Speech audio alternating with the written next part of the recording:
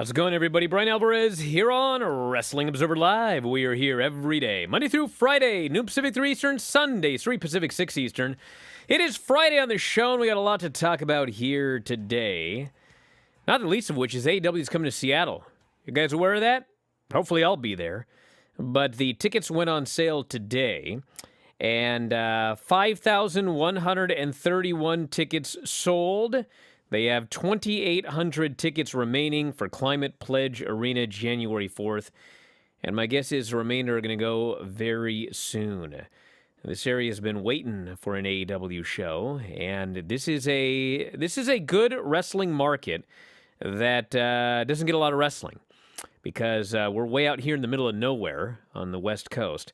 And the whole travel situation, getting the trucks out here, the whole 9 yards, it makes it difficult and expensive to run here regularly.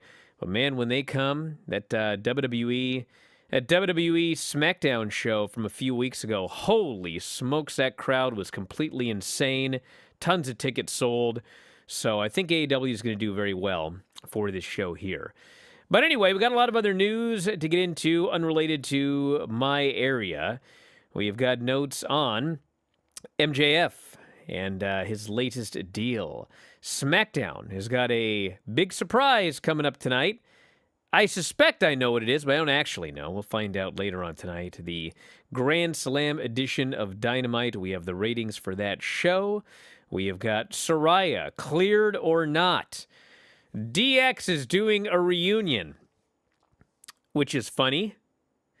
And we've also got Chris Jericho talking about his weight loss, and he's lost a lot of weight. I think it's 30, 40 pounds. Gabe Sapolsky is back on creative, and a lot more. If you'd like to text us here today, should have time for feedback, 425-780-7566. That is 425-780-7566. Brian at WrestlingObserver.com. At Bryan Alvarez on Twitter and more. Observer Live.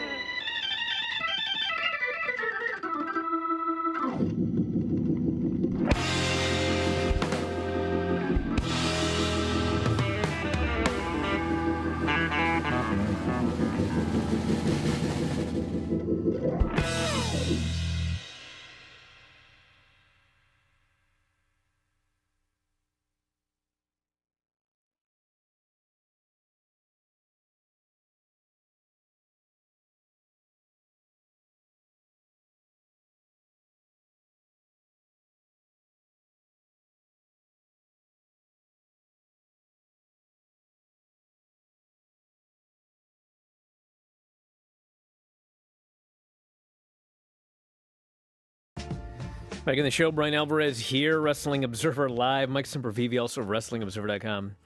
I always think it's something to start out the show that just, I don't mean to cause trouble. Well, sometimes I do. But I don't mean to in this case, but I'm going to get it for this one. Why? Well, so this is not like a big story, but I read it and it was funny. So we're having another DX reunion. The October 10 edition of Raw will take place in the Barclays Center in Brooklyn, New York. On Friday, the venue posted to social media, WWE is going to celebrate 25 years of DX on the show. Degeneration, it's got the history of degeneration. So anyway, what's going to happen is we've got Triple H and Shawn Michaels, and the Road Dogg has been hired back. And I presume that probably X-Pac's going to be there. Obviously, China has passed away. But who will not be there is Billy Gunn. And I mean, it just hit me. And this is going to make people so mad, but this is true. I'm not saying that Billy Gunn is the biggest star of anyone in DX. But right now, at this moment, literally the biggest star is Daddy Ass. And he's not going to be there. And I don't know what's going to happen. Like, are we going to have loud daddy ass chants? Where's the during ass this chants? DX reunion? I mean, listen, people are going to get mad, but let's see what happens that night. Because, dude, I mean, Hunter's running the show and everything like that. I'm sure he's going to get a giant reaction and that sort of thing. But, like, you know, Shawn shows up on NXT every now and then. He's just, you know, Shawn Michaels, old Shawn Michaels, making bad decisions on NXT television. God bless him. I love him. He's one of my all-time favorites. But at this exact moment right now, did you guys watch All Out? Did you guys watch Arthur Ashe? Right now, the most over member of DX is Daddy Ass. And he's not going to be there. But anyway, I laughed when I read that. I laughed about what I'm going to have to listen to. But you know what? I'm not going to have to listen to it because guess what? I'm leaving today. It's my wife's birthday, and Hanale's birthday was the other day. So we're going to take a trip up to north. I don't know where we're going, but it's north. Is it British Columbia? Yeah, and the reason I bring this up is because, number one, I'm not going to listen to all you nerds, and number two, I'm going to be staying in the Shoot bunkhouse again.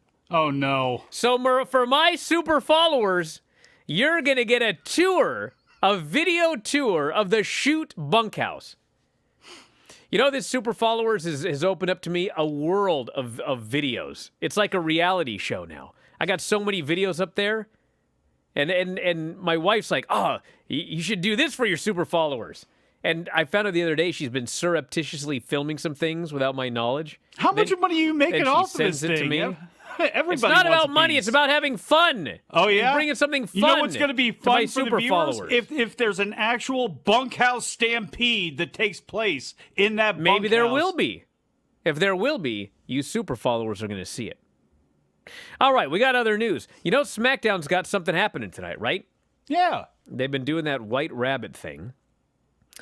And there was a QR code on Raw linked to the White Rabbit.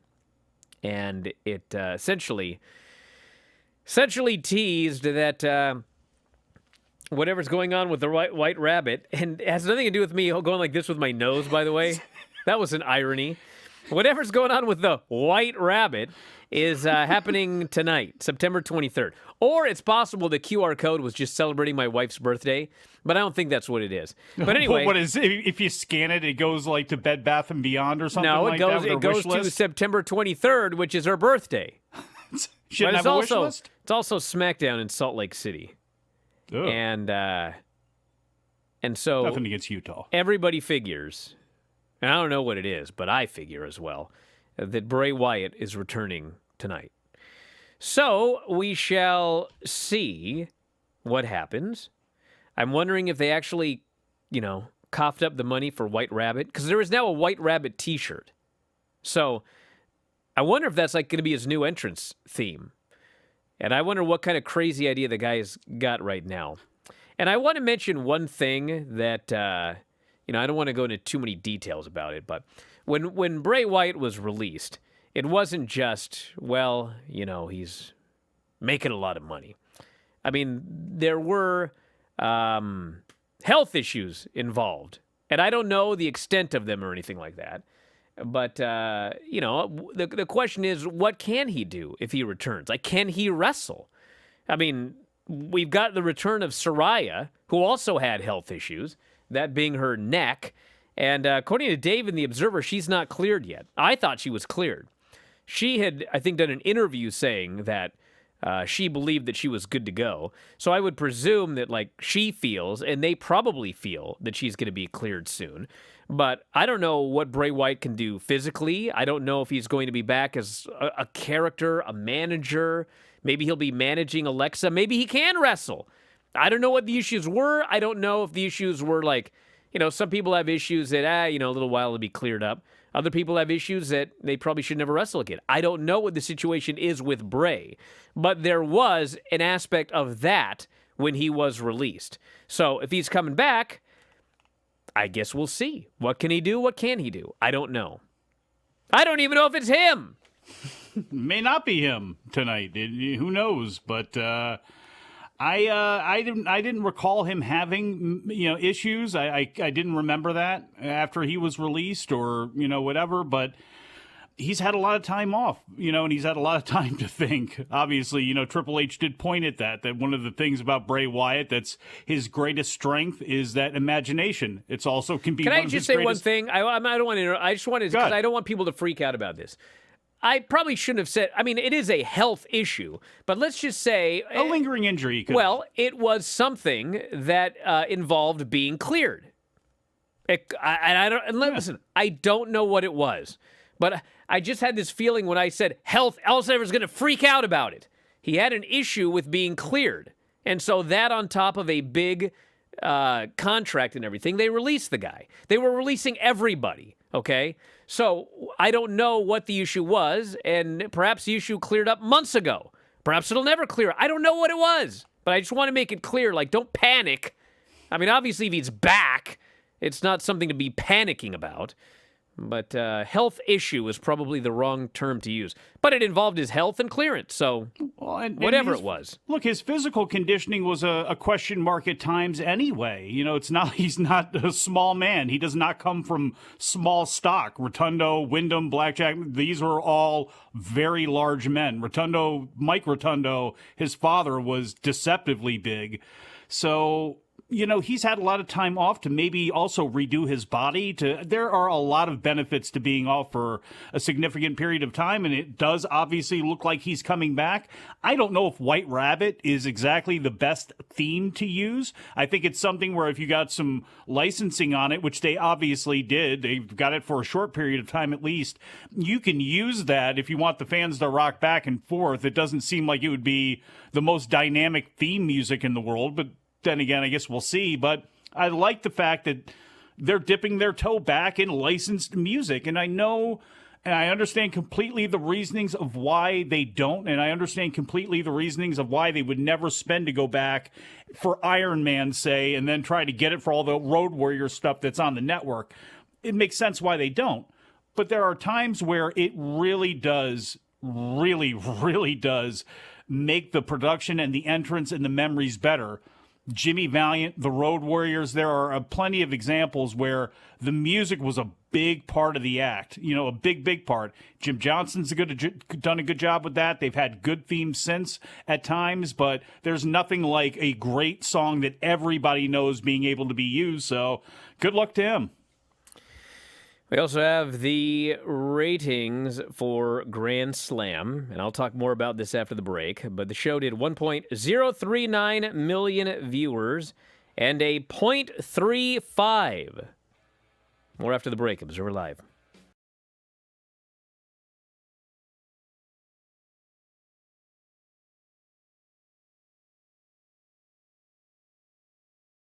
When it's him in there, it's like, well, I don't have to be the one wrestling him, but it just opens my eyes to, like, you know what I mean? Like, new levels of talent. But there's been a lot of people sort of on our journey in the UK that have given us a lot of guidance. I learned a lot from people like Walter and Pete Dunne, as well as people like Zack Sabre Jr.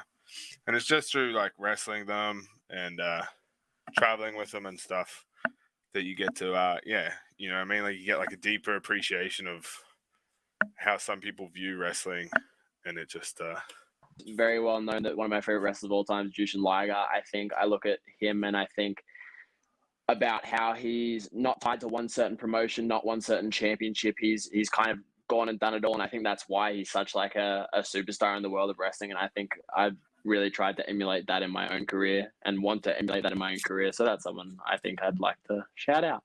What has the experience been like for you guys to get an opportunity to wrestle? You know, you guys done stuff on AEW Rampage, on AEW Dynamite. What has that been like for you guys? It's been a great, first of all, learning experience. Like it's such a different environment to anywhere we've ever wrestled before. So I think we've learned a lot from being there. And then also it's the most people we've ever wrestled in front of, both, you know what I mean? Like on a national, international stage.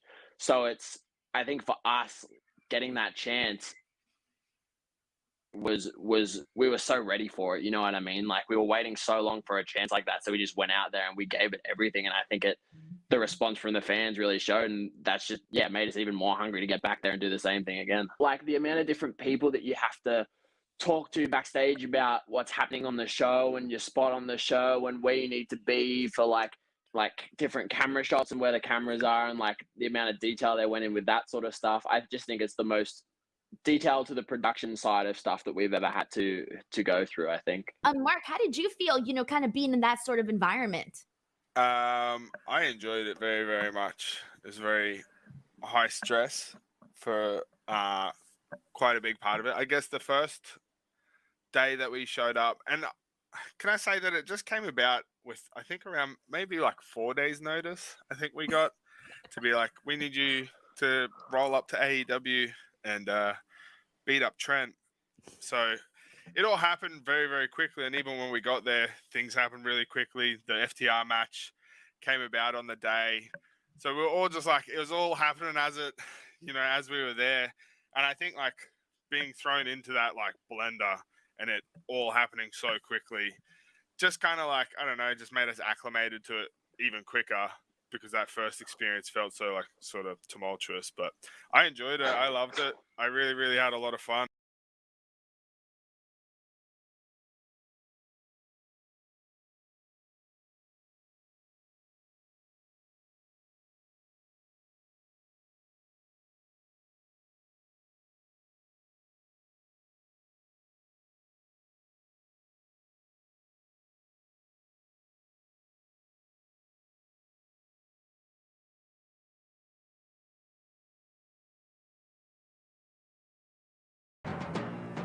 Back in the show, Bryan Alvarez here, Wrestling Observer Live. Mike Sempervive, also WrestlingObserver.com. So, the ratings. Do you know my super followers got a breaking news video on the ratings yesterday? They did. But anyway. So, yes? Did they act like the regular followers after you gave them said ratings? No, they were very thankful that I broke it down in a very unbiased manner. Listen, did I expect this number to be bigger? Yeah. I actually expected it to be a lot bigger. I thought it was going to do 1.3 million. Did 1.035. Is that right? 1.039. Something like so, could you classify that as disappointing? Of course you could. Show did better last week, and this week was a stadium show with 5 championship matches. And if you turned that show on, holy smokes, how could you not watch that show? Well, it didn't do as well. So if you'd like to classify that as somewhat disappointing, you can. Is this a disaster? No. First off, we're at 5 straight weeks of 1 million plus viewers. Second off, the show was number 1 on all of cable. Third, as far as like competition, there were 2 things going on here. Number 1, there were a whole bunch of season premieres, which did very well. And the other issue, which, you know, I thought it was going to do well for a number of reasons. Number 1, 5 title matches, stadium show. Championship is on the line. The main AEW title is on the line. You're guaranteed a new champion. And the fact that Raw got obliterated on Monday. And my theory was when Raw gets obliterated, You know, people probably, maybe they want to watch NXT or AEW, and the numbers are going to be up. Because every year, the numbers are up during football season for AEW. What I did not take into account was Trump and Putin. A lot of news going on. And the fact that we're all poor now. So when there is big news, well, a lot of AEW fans, they watch the news. And you know what did very well on Wednesday was the news, especially for folks over 50. And this was not the case a few years ago, but it's the case now. AEW's got a lot of people over 50. So when you put all that into, when you add it all up, well, you ended up with what you had here. Now, granted, you know, despite it being much lower than I expected, I think it was still the third highest viewership of the year, as noted, number one on cable. So is there anything to panic about? No. And actually, I wouldn't be surprised if next week's show beats this stadium show here. And, of course, the other interesting number is how is Rampage going to do tonight? Because Rampage has been dying. But Rampage is a 2-hour show in a stadium tonight with some big matches. So we'll see how the show does, but those are your numbers. Yeah, I don't know if we just overinflated what we thought the numbers were going to be. We overestimated because I'm like you. I thought it was going to be around 1.3 million as well. It was not.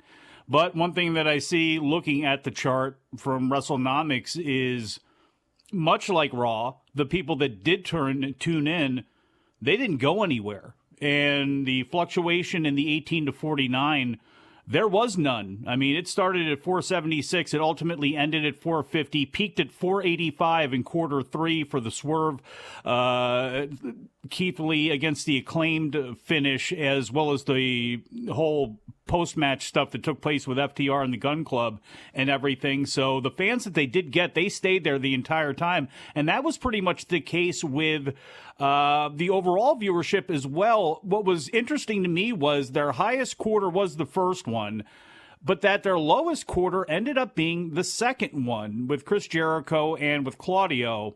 And interesting that ended up being the deal, and that ended up happening. You know, we get the beginning of the Swerve match. We got the Moxley and Danielson promos. I thought that was actually pretty strong, but it ended up being the lowest number. But ultimately, again, it pretty much flatlined throughout the whole thing. So the people that are tuning into wrestling, they ain't going anywhere else. Flatlined is the best term to use. It was a razor straight line.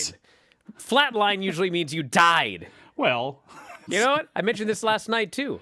Hey, Fred, look, but how many texts did you get from somebody in WWE? Because I got 3 from 3 different people that are associated with WWE that all had a field day with this. And it's like, well, wait a second, time out here. Well, of course they do. You know.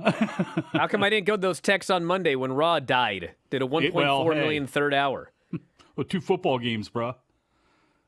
That's what I got. Tell me competition affects one but not the other. It doesn't get. But anyway, you know how it is. It was a straight line, and there was not that big lead in that boosted everything in the beginning, and then it fell.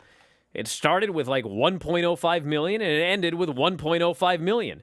And the only real dip was not the women. It was Orange Cassidy and Pac this time, and the women actually did well. In a straight line, well is just like they were a little higher. They essentially tied the main event and would have been the second or third lowest quarter or highest quarter of the show. So I don't know what people want with the women's segments. I mean, the women's segments in the first hour have done fairly well. The women's segments in the death spot die, and they died last week. But they were close to the death spot this week, and they did well. So, I don't know. Don't look at me, bruh. I don't get this stuff. I just talked to you about it.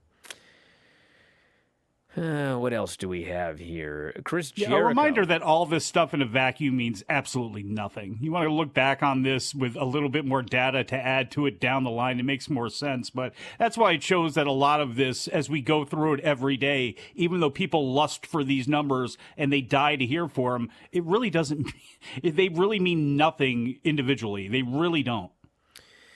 Jericho talks specifics about how he lost 31 pounds in 2 months. As previously reported, impetus was a hospitalization in December 2021 while on tour with Fozzy. He was suffering from a pulmonary embolism, blood clots in his lungs. required him to be hospitalized for several days, remain in England for another week due to being unable to fly with the clots. He returned home, found a medical concierge who weighed him on a special scale that focuses on visceral fat around your organs, taking bone and muscle mass into account. Weighing 240 pounds with a body fat percentage of 21%, his scale number was at 11 when it needed to be under 10. He had recently come into acquaintance with a person beginning a new weight loss clinic, and after speaking to him, he got on their plan, which called for small protein and nutrient-infused snacks throughout the day, in addition to supplements like B12 fat burners and a heavy increase in water intake.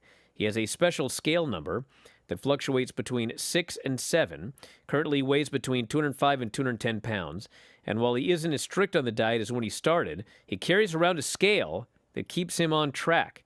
He says, when you see the results, that's all you need. That's what really hooked me. To this day, I'm that guy that carries a scale with me everywhere. If I'm over 210, I pull back. If it's under 210, well, I'll have a cheeseburger. If it's 205, I'll have a cheeseburger and a pizza. If it's 215, then I'll be strict on the diet for a couple of days. Once you get there and maintain it, it's okay. You just have to know where you're at. Training-wise, he is focused primarily on kickboxing at least 3 times a week when he is home, and barely doing weight training at all. He said he can feel the difference with the shed weight, admitted it was, quote, a drag to see people call him fat online. He joked that when those same people saw him post weight loss, they claimed he got ab implants and took steroids. Just like NBA Twitter saying he looked like somebody's baby's mama. I'm laughing at the ab implants one. Is that a thing? Like, there's a lot of implants you can get. I had never heard laughed at calf abs. implants. I mean, Yeah, but those are real. I know, but like, who would think, I guess, again, who would think of any of this stuff? But calf implants, why not have ab implants? Sure, why not? People get fat injected into their butt all the time. I'm sure you can go down to, look, if you have enough money, I'm sure you can go somewhere and get somebody to operate on you, so. Said that even on tour with Fozzy, his rider has changed from 2 roasted chickens, a vegetable tray, and a giant bottle of vodka to almonds and a 34-ounce bottle of water. And a big-ass bottle of vodka. Question is, how many times do you have to leave the stage to urinate when you drink all that water? I want to know what kind of vodka. Is he like got a half gallon of like pop off or something like that, or was it like some good vodka? It's a real reinvention, he said, not just from a gimmick standpoint, but from a lifestyle standpoint. I'm very proud of it. I'll never get to that weight again. My visceral fat will never go over 10 ever again.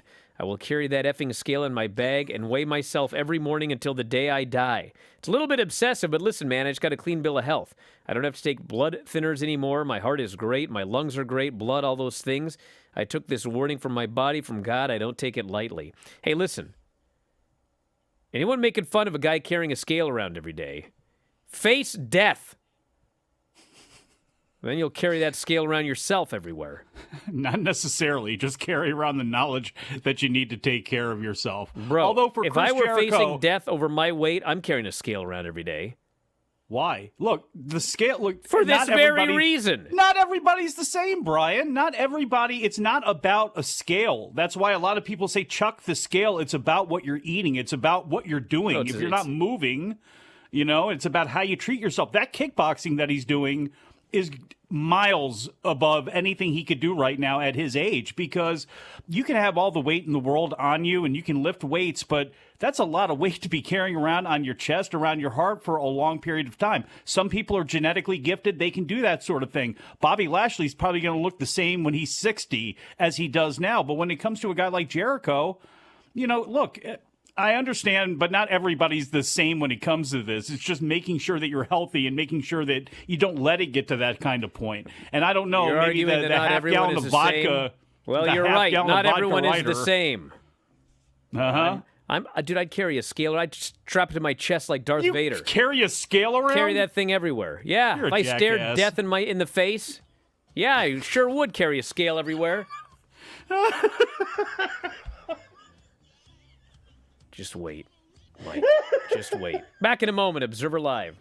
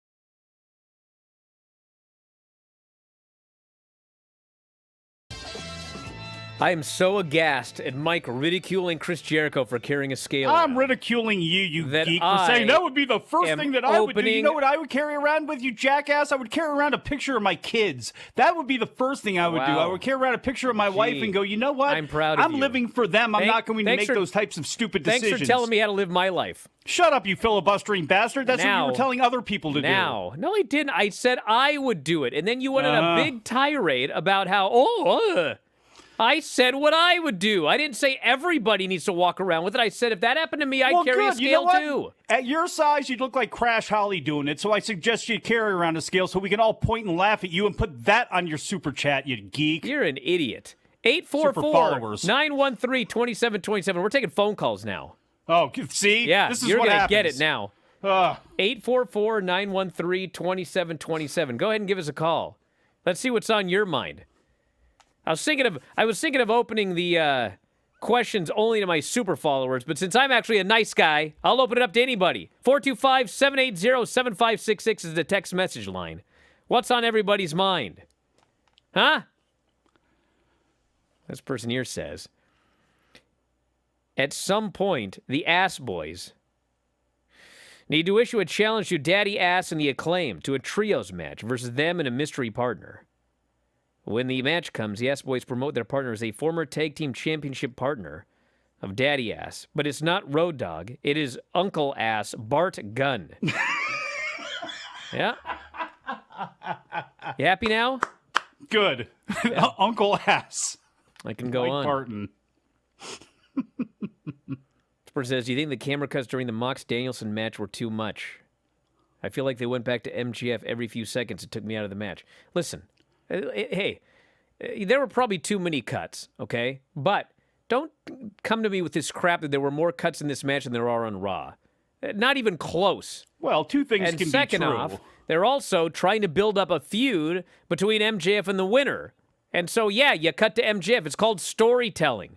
We've gotten to this point where people are so critical of everything that we can't even tell stories anymore. Brian, look, it's a production thing, too. Yes, it is. It's a production thing. You could have put him in the corner of the screen. There's a zillion ways to do this. Split screen at times. Do it more like a sporting event.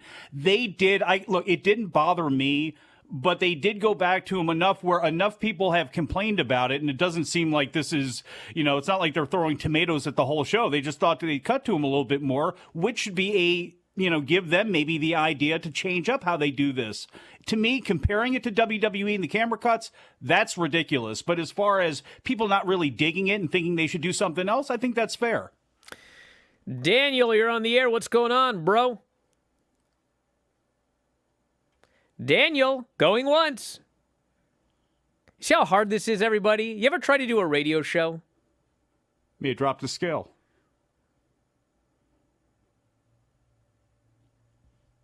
Everybody archive this show. Sorry, Daniel. When you're on the air, you got to talk. Just trying to give everybody a little bit of advice. 844-911. Wait a minute, what is the phone number? 844-913-2727. We haven't taken calls for so long. Now you know why. Oh, he's trying again. All right, well, let's try this. Daniel, you're on the air. What's up? Hello. Hey, I was just curious, how come they keep giving the Ring of Honor championship to people that are already built instead of building a different guy? They took it out Jonathan Gresham and they give it to Claudio and then they give it to Jericho. I just think it's kind of stupid. Well, I want to thank you very much for the call. The answer to that is, right now, there is no Ring of Honor. I mean, there's a Ring of Honor in the sense that Tony has bought Ring of Honor, and they brand things as Ring of Honor. But what is Ring of Honor right now? It's on Dynamite and Rampage, it's a bunch of folks from AEW battling over this title. And until they have a television deal, and until they get this thing on the road, I mean, the only way you're going to get people to care about this Ring of Honor is if your title is on a Claudio or a Chris Jericho or a Bryan Danielson. If you get your own TV show and you start to build up an audience, then absolutely, your Jericho, your Claudio, your Danielson, they should be putting over and creating new stars. And I don't know what they're going to do as far as television. I know they're going to probably have a Final Battle show. And, what's Final Battle going to be? My thought is that Final Battle is likely going to be Danielson versus Jericho. But, you could have Chris Jericho versus Daniel Garcia. This whole feud they're building up and whatever they're doing with Garcia and Jericho. And, Jericho's cheating all the time. And Daniel Garcia tells him you don't need to cheat. It feels like a Ring of Honor storyline. You could do Jericho, Daniel Garcia, and put over Daniel Garcia. I don't know if I would do that yet, unless you've got television, unless you've got this thing established. But at some point, that's where things are going to go. But now you just need all of the main title on a guy that people are going to go like, I'd watch Ring of Honor to see Jericho. I'd watch Ring of Honor to see Claudio. Right now, people may not watch Ring of Honor to see a newer guy holding that belt.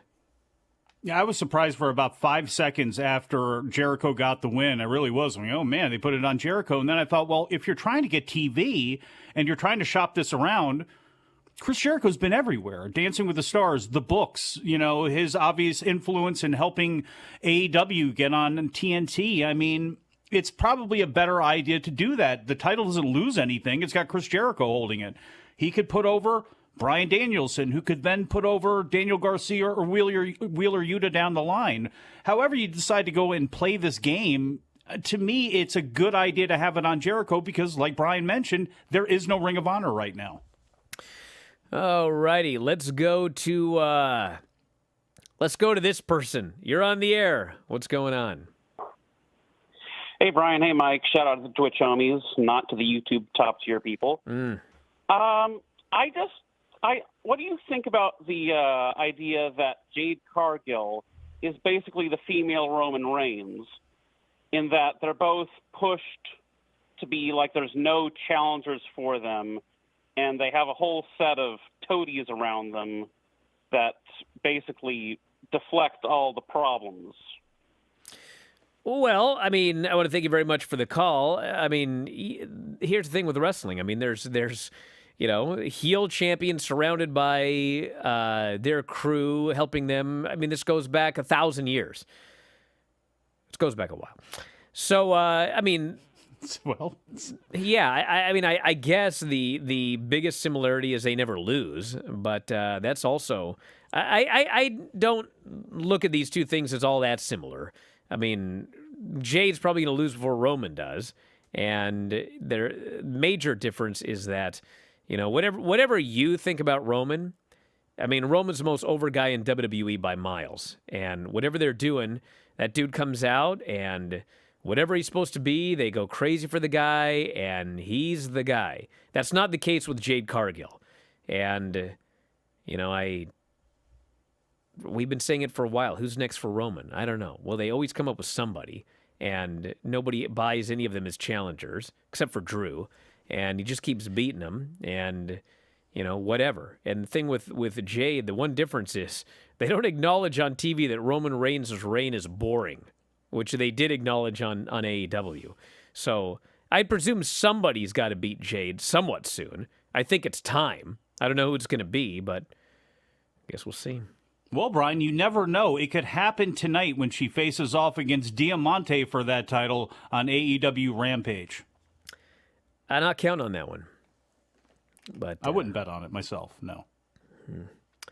All right, let's go to San Diego. You're on the air. What's up? Hey, Brian. Hey, Mike. I hope both are doing great. Talking from Tijuana. I know it's been a long time. Holy smokes. I wanted to ask about the situation between the backstage issues with Punk and the Elite. I know that both sides have made a lot of disagreements over what happened and what not, and even the fans are all riled up. Everyone has picked their side, but have you heard anything new, anything advanced on the situation? I know that Wade Keller recently made a report that probably they're going to buy out Punk's contract. In your opinion, what do you think is going to be the outcome of all of this situation? And I personally believe that it's a shame that all of this happened because they could do so much each side for the company, and just hope that everything turns out the best way it can. Well, here's the update, my friend. I want to thank you very much for the call. I did hear Wade speculating about a buyout, and let's put it this way. I wouldn't be the least bit surprised, okay? But nobody is talking right now. So it's everything is speculation. Nobody is saying anything. And the thing about the brawl is there really aren't two sides of the story anymore. I mean, there were two sides of the story for a while, but now, I mean, pretty much both sides agree that CM Punk threw the first punch. I mean, the Punk side has backed off the kicking the door down thing. They've admitted they didn't kick the door down. You know, the Young Bucks did go into the room with, by the way, they didn't just go into the room with the head of legal, but they went in the room with the head of legal and the head of talent relations. So they ain't kicking down the door. And like I said, both sides agree they didn't kick down the door. And really, the only disagreement at this point is, were the Bucks aggressive? Punk's admitted he threw the first punch. The only disagreement is, was he actually in fear for his safety, or did he just start punching?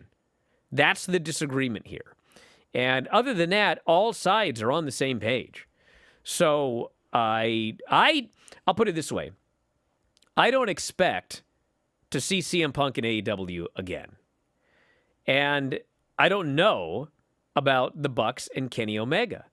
I mean, I don't know what they're thinking right now, but I do know it's been a long time and nobody is communicating with anybody about anything. And it has to be frustrating. So I don't know what they're thinking right now. Are they angry at this whole situation? Are they irritated? Are they waiting to come back? Are they I don't know.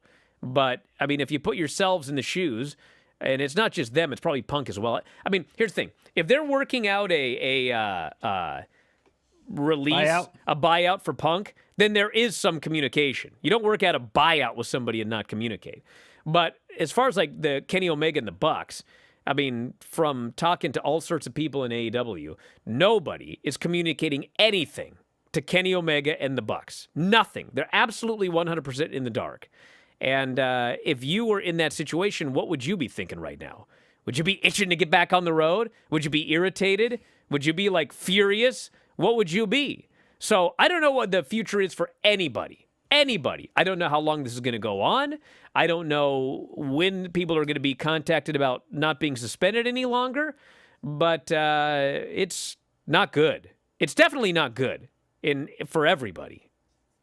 And just be careful when you look at these reports and these tweets that get repeated by these nonsense, sites claiming that Wade, said there's going to be a release when he just said, his educated opinion in his gut, in his gut opinion thought that, okay, he may not come back and they may buy him out. That would make sense from a professional point of view. That's all he said, and it was reported as he's going to be cut. The investigation, you'll know, everybody, trust me, you'll know when the investigation is finished and everything starts coming out. Back in a moment with more Observer Live.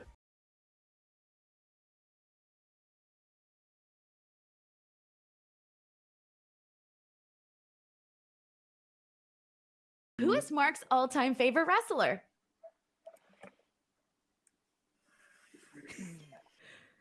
I'm going to say Chris Hero. Is he correct? No. I love Chris Hero. Hero. But my favorite of all time is Eddie Guerrero. Dang, that was the other one I was going to say. It's funny. I thought this was going to be an easy question, too. I hope we go. Honestly. Next one up. What is Mark most obsessed with outside of wrestling? I'm going to say probably, I think he spends his most time drawing, so I'm going to say drawing and art. Yeah, that's pretty fair. That's spot on. All right, there you go. So far, you got 1 point. Awesome. Yeah. Who is Mark's celebrity crush? Oh my God. Oh no. Oh no. I don't even know if this is a topic you and I would have ever discussed. I don't think so either, eh? I'm trying to think of like WWE divas that you like that you've spoken about, because that's where my brain goes. Tori Wilson. I mean, I'll say yeah, just to get a free point. But... And last one, what is Mark's favorite movie? Euro Trip. No. No? It's a good What is movie. it? Dang. It's The Fifth Element. Okay, Oh, okay. sure. All right. Movie. You guys are learning about each other just now. There you go. Thank you for this. Yeah. Maybe we should. We yeah, need we it. should hit you up for like tag team counseling. Does Kyle have any pets? Yeah. What Yeah. what pets? He has a What best I golden got, bro? retriever, and her name is Bodhi. Who is Kyle's favorite wrestler? There you go. Kyle's goat is The Miz. Right, he's correct. My boy. Is Kyle an introvert or an extrovert? He's quite extroverted. Do you can agree with wind him that? up. So I think I can go both ways, but Mm. definitely I can be a very extroverted at times for sure. You can wind him up pretty easy. It's not It's very easy. And last one, what is Kyle's favorite thing to eat? Chicken breast, rice, and broccoli with sriracha. Nah. No. Domino's pizza. No, it was avocado, not broccoli. Oh, did I say broccoli? You said broccoli, bro. I meant You avocado. fucked it. Damn it! I love it. No! We're gonna have to break up. You now ruined it. after this. Yeah, sorry. This poor Look what you've How done many to me. points was The that, end. Adam?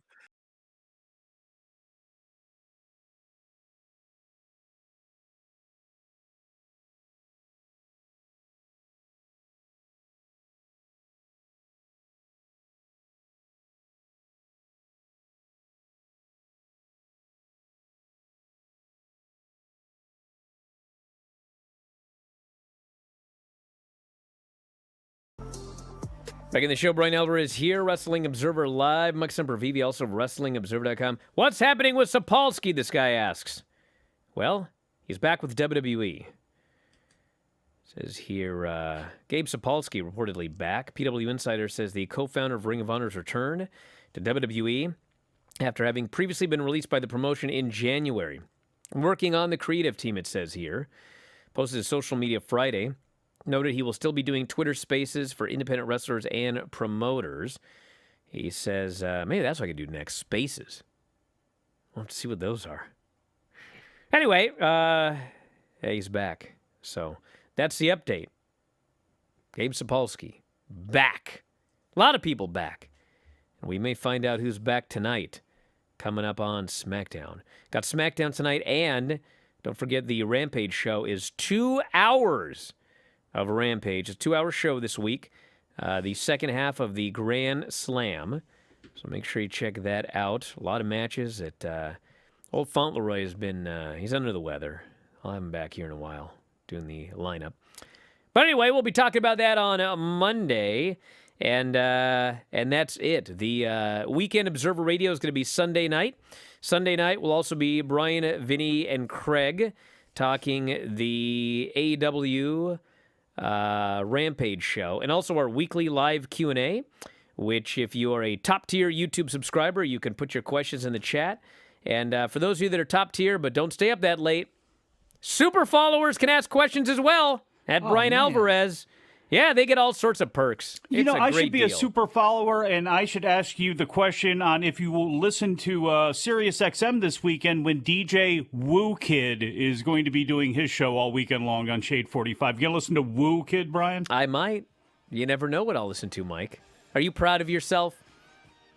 I hope so. Yes. I like when you can leave the show proud of yourself. A rare thing. We're out of here, everybody. Talk to you next time. Wrestling Observer Live.